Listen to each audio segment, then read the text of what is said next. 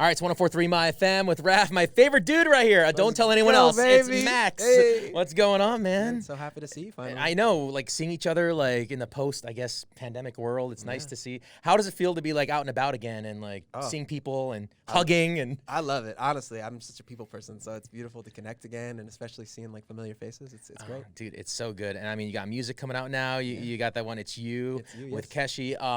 Man, talk about that for a little bit here. The new music and. How it came about. It's been so cool with that one because, you know, Keshi and I, we met for the first time writing this song. Like I slid in his DMs, he came over to my studio, and we just wrote this song for the people we loved, and it was really cool. Now, was it like where you guys were actually like in person, or you kind of like threw it back and forth on Zoom? Because we were in person, just in this room, in this back room, and we had a great time with just, you know, that was so cool to form this genuine bond via writing a song. That's like one of the greatest gifts as an artist or a writer. You were out on the streets on your Instagram trying to like ask people what they're listening to. I saw that. Where was that? Was that here in LA? Or that was in New York. That's my friend Sean, and that's like his thing. He asked what you're listening to, so we did that little sketch where I asked him, and he was like, I don't really like it, which was awesome. So much fun. That's funny. But I loved it. I actually did it again with him recently. We like went to Washington Square Park and just like showed the song to people. It's cool because I think as on the artist side, sometimes you're just in a studio or you're at a show, but doing that has been really cool to just like meet the fans in person, and they can't believe it's your song, and it's fun. And then that song on the BTS, like, did you work together in person, or was that more of like a collaboration? Like, yeah, that one is a very different process. You know, that was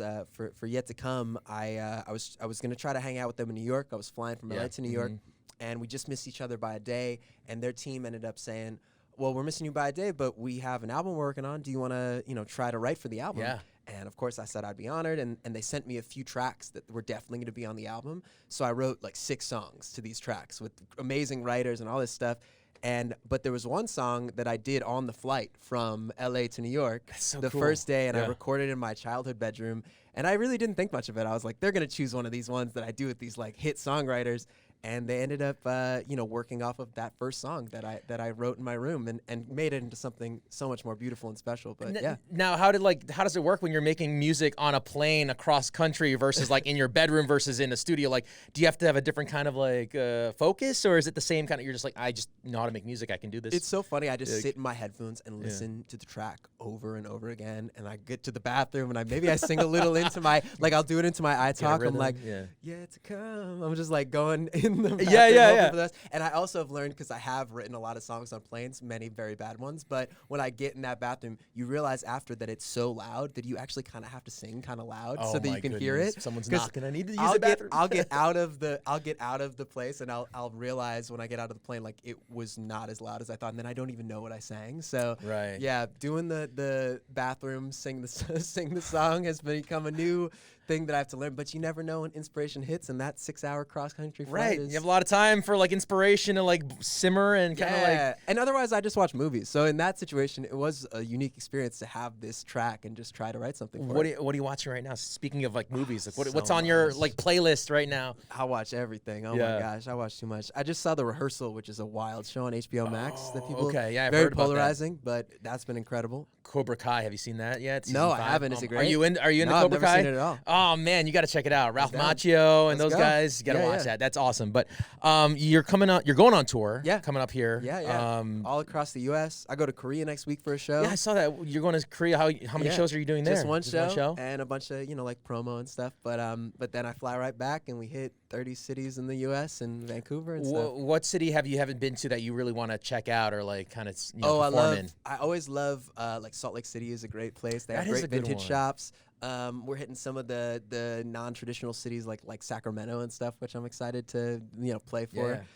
And San Francisco is always amazing, and of course our stomping grounds in Philly is always Philly. Good, so, there you go. Lots of good places. As far as like venues, like, do you like the smaller, intimate venues, or are you like that stadium guy where you're like, oh my god, I want to see 80,000 people? Like both have their own great feelings. I love being close, and like I love crowd surfing in the crowd. So when it's like 1,000 people in a room and I can feel and see every face and it feels communal, that's so special. And a lot of these shows are pretty intimate, which is great. That's awesome. But of course, there's when you see all the lighters with an arena show, few feelings are quite like that. What are we gonna expect on your tour? Like, you're gonna sing, you know, obviously the new single "It's You" It's You, with yeah, Keshi. yeah. What do you else got going on planned in Oh that yeah, tour? Like, all the usuals, Lights Down Low and Blueberry Eyes. I've been working on the Korean pronunciation for Sugar's part. there you go. I'm doing, Love Me Less, and then this tour is actually fun because I did this movie a long time ago. It was called Rags, and it was like a musical movie with Keke Palmer. And I've never done the music live, but because it's the 10-year anniversary,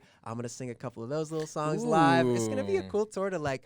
And I'm finishing my album, so I'm sort of workshopping the new songs while I'm on tour. I'm gonna try playing some, show some to like the meet and greets and stuff. And you're starting in Santa Ana, and then you're ending. Where's the last show ending? Last show's in St. Louis. So St. Louis. So you're all over the country. Chicago. I'm gonna be home in New York for Thanksgiving. It's gonna be great. There you go. And you're working on the album, right? You said you have something going on with Millennium too. Yeah, my next song is with Millennium. He texted me for round 2 because we had this song "Beautiful Creatures" together a while ago. Awesome. And he sent me this song, and it was actually just this. Sometimes you realize the universe has a plan, and I was in a really dark place, and I was working on my relationship, and we were in therapy, and he sent me this song called "Worst Day," and the chorus line is, "It could have been the worst day of my life, like losing you. It could have been the worst day of my life," and that really was exactly the place I was in when he sent it to me. And it's amazing that, I don't think I could have represented the song for him without feeling like I was actually in that place. So. It's funny how the universe works, and like, that's the right like remedy to things, the situations, You got sometimes when things are falling together, not falling apart. Sometimes you feel like everything's falling apart, but it actually is falling together, and it's hard to realize that. So now you guys are boys, you and Millennium, or yeah. It's so funny because we've never performed "Beautiful Creatures" live because he lost the session files to it. So we've never done it live. So for this one, I've been like, don't lose the session files. We have to make sure we get backups. Backup files. I know our video guy knows all about that, having backup files. Always backups. Oh, man. So that's going to be fun. You got that going on. You got a lot going on before Christmas, before the holidays. And you got to spend time with the fam too, right? Always, man. I've been, I woke up nice and early, saw some Cars 2 this morning. Oh, there you go. And then you just get into the day. So, being a dad is the best thing in the world. How is that? Yeah, I haven't spoken to you since you were a dad. Yeah. Congrats, man. Thank you, brother. I appreciate it. I'm obsessed. I love it. She just like is the whole other level of life. I feel like I got to the next level in the game. It's crazy, and she's incredible. I mean, you definitely have less sleep, and you probably, it's worth it though. Like everything that. Yeah, you know what it is. Yeah, it's worth it, and it's also just the best roller coaster ride you can get on. That's amazing. You have a lot going on for you, a lot of good things going on for you, Max. Yeah, it's lots amazing. of coffee. Let's keep it going. Let's bring the coffee. Well, Max, thank you so much for hanging out with us here in Los Angeles. Good luck on your tour. Have a safe trip to Seoul. I mean, Thanks, you're so busy. I wish I was as busy as you, Max. Oh man, you're just trying to sleep, baby. You're like, I just want sleep. Such a pleasure, brother. Great to see you. Of course, Max. Thanks for hanging out. MyFM, much love.